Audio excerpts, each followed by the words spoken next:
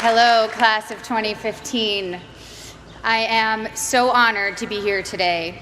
Dean Khurana, faculty, parents, and most especially graduating students, thank you so much for inviting me. The senior class committee, it's genuinely one of the most exciting things I've ever been asked to do. I have to admit, primarily because I can't deny it, as it was leaked in the WikiLeaks release of the Sony hack, that when I was invited, I replied, and I directly quote my own email, "Wow, this is so nice. I'm gonna need some funny ghostwriters. Any ideas?" This initial response, now blessedly public, was from the knowledge that at my class day, we were lucky enough to have Will Ferrell as class day speaker, and that many of us, hungover or even freshly high, mainly wanted to laugh. So I have to admit that today, even 12 years after graduation, I'm still insecure about my own worthiness. I have to remind myself today, you are here for a reason.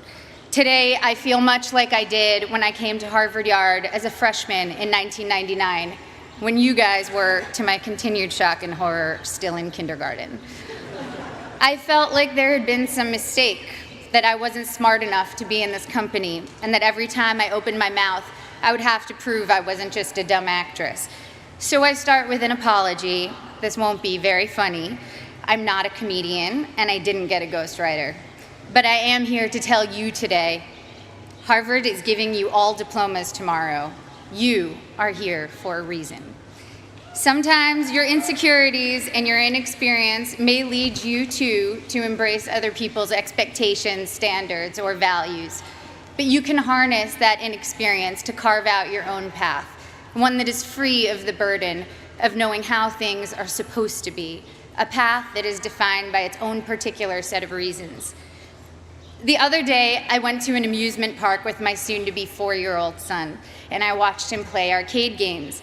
He was incredibly focused, throwing his ball at the target. Jewish mother that I am, I skipped 20 steps and was already imagining him as a major league player with what his aim and his arm and his concentration. But then I realized that when he won, he was playing to trade in his tickets for the crappy plastic toys. The prize was much more exciting than the game to get it. I, of course, wanted to urge him to take joy in the challenge of the game, the improvement upon practice, the satisfaction of doing something well, and even feeling the accomplishment when achieving the game's goals. But all of these aspects were shaded by the little 10-cent plastic men with sticky, stretchy blue arms that adhere to the walls. That was the prize. In a child's nature, we see many of our own innate tendencies. I saw myself in him, and perhaps you do too. Prizes serve as false idols everywhere. Prestige, wealth, fame, power. You will be exposed to many of these, if not all. Of course, part of why I was invited to come speak today, beyond my being a proud alum, is that I've accrued some very coveted toys in my life, including a not-so-plastic, not-so-crappy one, an Oscar. So we bump up against a common trope, I think, of the commencement address, people who have achieved a lot telling you that the fruits of achievement are not always to be trusted. But I think that contradiction can be reconciled and is in fact instructive. Achievement is wonderful when you know why you're doing it, and when you don't know, it can be a terrible trap.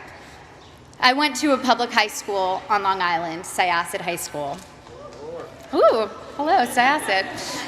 The girls I went to school with had Prada bags and flat-ironed hair, and they spoke with an accent I, who had moved there at age 9 from Connecticut, mimicked to fit in. Florida oranges, chocolate cherries. Since I'm ancient and the internet was just starting when I was in high school, people didn't really pay that much attention to the fact that I was an actress. I was known mainly at school for having a backpack bigger than I was and always having whiteout on my hands, as I hated seeing anything crossed out in my notebooks. I was voted for my senior yearbook most likely to be a contestant on Jeopardy, or code for nerdiest. When I got to Harvard, just after the release of Star Wars Episode 1, I knew I would be starting over in terms of how people viewed me. I feared people would assume I had gotten in just for being famous, and that they would think I was not worthy of the intellectual rigor here. And they would not have been far from the truth. When I came here, I had never written a 10-page paper before. I'm not even sure I'd written a 5-page paper. I was alarmed and intimidated by the calm eyes of fellow students who came here from Dalton or Exeter, who thought that compared to high school, the workload here was easy. I was completely overwhelmed and thought that reading 1,000 pages a week was unimaginable, that writing a 50-page thesis was just something I could never do. I had no idea how to declare my intentions. I couldn't even articulate them to myself. I had been acting since I was 11, but I thought acting was too frivolous and certainly not meaningful. I came from a family of academics and was very concerned with being taken seriously.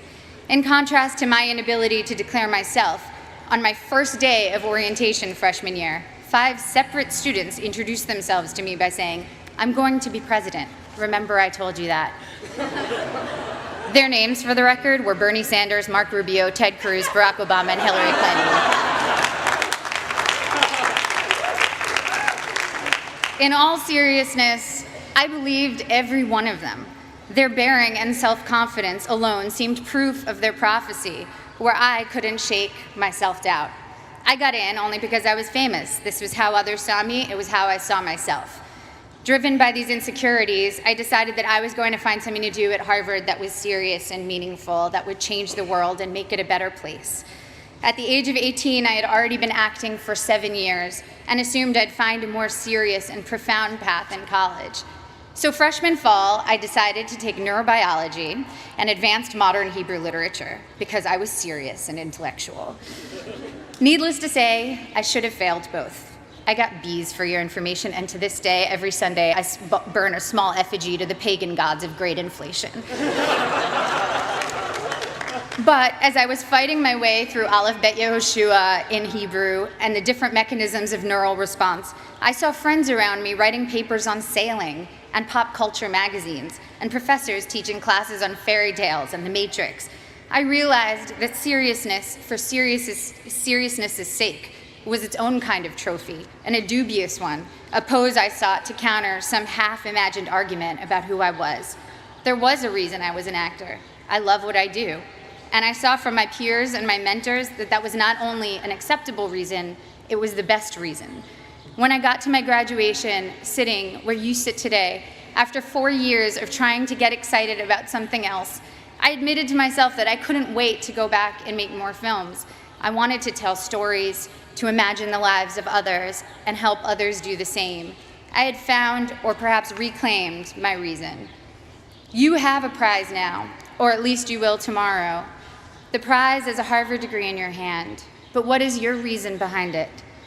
My Harvard degree represents for me the curiosity and invention that were encouraged here, the friendships I've sustained, the way Professor Graham told me not to describe the way light hit a flower, but rather the shadow that the flower cast, the way Professor Scarry talked about theater as a transformative religious force, how Professor Coughlin showed how much of our visual cortex is activated just by imagining. Now granted, these things don't necessarily help me answer the most common questions I'm asked. What designer are you wearing? What's your fitness regime? Any makeup tips?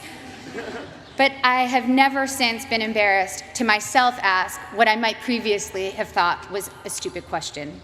My Harvard degree and other awards are emblems of the experiences which led me to them. The wood-paneled lecture halls, the colorful fall leaves, the hot vanilla at Toscanini's, reading great novels in overstuffed library chairs, running through dining halls screaming, ooh, ah, city step, city step, city step, city step. Woohoo! It's easy now to romanticize my time here, but I had some very difficult times here too. Some combination of being 19, dealing with my first heartbreak, taking birth control pills that have since been taken off the market for their depressive side effects, and spending too much time missing daylight during winter months led me to some pretty dark moments, particularly during sophomore year. There were several occasions I started crying in meetings with professors, overwhelmed with what I was supposed to pull off when I could barely get myself out of bed in the morning. Moments when I took on the motto for my schoolwork, done, not good. If only I could finish my work, even if it took eating a jumbo pack of Sour Patch Kids to get me through a single 10-page paper. I felt that I had accomplished a great feat. I'd repeat to myself, done, not good. A couple of years ago, I went to Tokyo with my husband, and I ate at the most remarkable sushi restaurant. I don't even eat fish, I'm vegan, so that tells you how good it was. Even with just vegetables, this sushi was the stuff you dream about. The restaurant had 6 seats. My husband and I marveled at how anyone could make rice so superior to all other rice. We wondered why they didn't make a bigger restaurant and be the most popular place in town. Our local friends explained to us that all the best restaurants in Tokyo are that small and do only one type of dish, sushi or tempura or teriyaki, because they want to do that thing well and beautifully. And it's not about quantity, it's about taking pleasure in the perfection and beauty of the particular. I'm still learning now that it's about good and maybe never done, that the joy and work ethic and virtuosity we bring to the particular can impart a singular type of enjoyment to those we give to, and of course to ourselves. In my professional life, it also took me time to find my own reasons for doing my work. The first film I was in came out in 1994. Again, appallingly, the year most of you were born. I was 13 years old upon the film's release, and I can still quote what the New York Times said about me verbatim. Ms. Portman poses better than she acts. The film had a universally tepid critical response and went on to bomb commercially. That film was called The Professional, or Leon, in Europe. And today, 20 years and 35 films later, it is still the film people approach me about the most to tell me how much they loved it, how much it moved them, how it's their favorite movie. I feel lucky that my first experience releasing a film was initially such a disaster by all standard measures. I learned early that my meaning had to be from the experience of making the film and the possibility of connecting with individuals rather than the foremost trophies of my industry, financial and critical success. And also that those initial reactions could be false predictors of your work's ultimate legacy. I started choosing only jobs I was passionate about and from which I knew I could glean meaningful experiences. This thoroughly confused everyone around me, agents, producers, and audiences alike.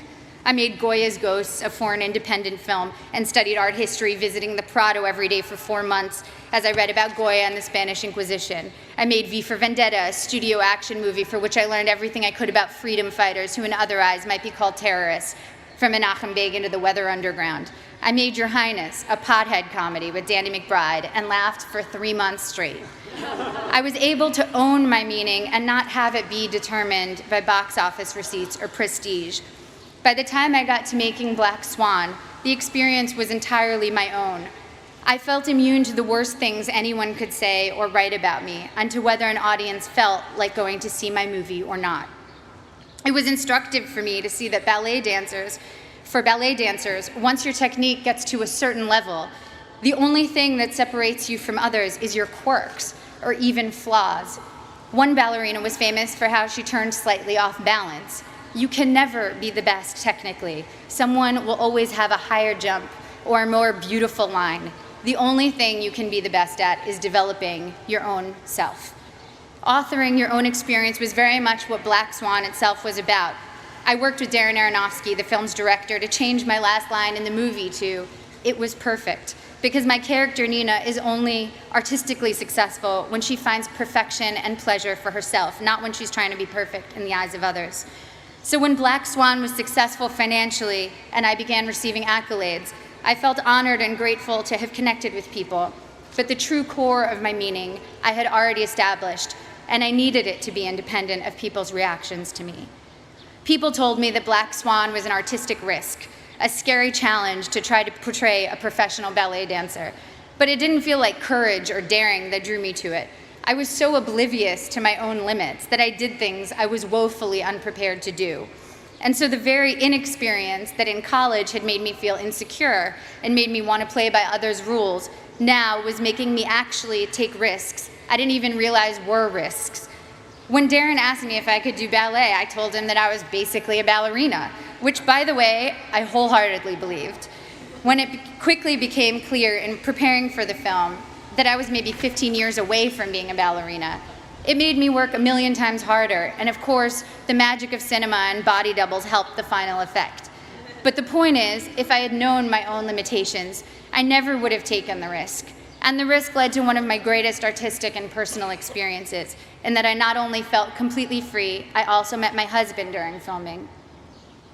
Similarly, I just directed my first film, A Tale of Love and Darkness, and was quite blind to the challenges ahead of me.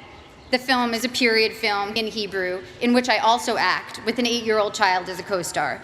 All of these are challenges I should have been terrified of, as I was completely unprepared for them. But my complete ignorance as to my own limitations looked like confidence and got me into the director's chair. Once there, I had to figure it all out, and my belief that I could handle these things, contrary to all evidence of my ability to do so, was half the battle. The other half was very hard work. The experience was the deepest and most meaningful one of my career. Now, clearly, I'm not urging you to go perform heart surgery without the knowledge to do so. Making movies, admittedly, has less drastic consequences than most professions and allows for a lot of effects that make up for mistakes. The thing I'm saying is, make use of the fact that you don't doubt yourself too much right now. As we get older, we get more realistic, and that includes about our own abilities or lack thereof. And that realism does us no favors. People always talk about diving into things you're afraid of. That never worked for me. If I'm afraid, I run away, and I would probably urge my child to do the same. Fear protects us in many ways. What has served me is diving into my own obliviousness, being more confident than I should be, which everyone tends to decry in American kids, and those of us who have been grade inflated and ego inflated. Well, it can be a good thing if it makes you try things you never might have tried. Your inexperience is an asset and will allow you to think in original, unconventional ways. Accept your lack of knowledge and use it as your asset. I know a famous violinist who told me that he can't compose because he knows too many pieces, so when he starts thinking of a note, an existing piece immediately comes to mind. Just starting out, one of your biggest strengths is not knowing how things are supposed to be. You can compose freely because your mind isn't cluttered with too many pieces, and you don't take for granted the way things are. The only way you know how to do things your own way. You here will all go on to achieve great things. There is no doubt about that. Each time you set out to do something new, your inexperience can either lead you down a path where you will conform to someone else's values, or you can forge your own path, even if you don't realize that's what you're doing. If your reasons are your own, your path, even if it's a strange and clumsy path, will be wholly yours, and you will control the rewards of what you do by making your internal life fulfilling. At the risk of sounding like a Miss America contestant, the most fulfilling things I've experienced have truly been the human interactions. Spending time with women in village banks in Mexico with Finca, a microfinance organization, meeting young women who were the first and only in their communities to attend secondary school in rural Kenya with Free the Children, a group that builds sustainable schools in developing countries, trekking with guerrilla conservationists in Rwanda. It's a cliche because it's true, that helping others ends up helping you more than anyone. Getting out of your own concerns and caring about someone else's life for a while reminds you that you are not the center of the universe, and that in the ways we are generous or not, we can change the course of someone's life. Even at work, the small feats of kindness crew members, directors, fellow actors have shown me have had the most lasting impact. And of course, first and foremost, the center of my world is the love I share with my family and friends. I wish for you that your friends will be with you through it all, as my friends from Harvard have been together since we graduated. My friends from school are still very close. We have nursed each other through heartaches and danced at each other's weddings. We've held each other at funerals and rocked each other's new babies. We've worked together on projects, helped each other get jobs, and thrown parties for when we've quit bad ones. And now our children are creating a second generation of friendship as we look at them toddling together, haggard and disheveled working parents that we are. Grab the good people around you, don't let them go. The biggest asset this school offers you is a group of peers that will be both your family and your school for life. I remember always being pissed at the spring here in Cambridge, tricking us into remembering a sunny yard full of laughing frisbee throwers after 8 months of dark, frigid library dwelling. It was like the school had managed to turn on the good weather as a last memory we should keep in mind that would make us want to come back. But as I get farther away from my years here, I know that the power of this school is much deeper than weather control. It changed the very questions I was asking. To quote one of my favorite thinkers, Abraham Joshua Heschel, "To be or not to be is not the question. The vital question is how to be and how not to be. Thank you. I can't wait to see how you do all the beautiful things you will do.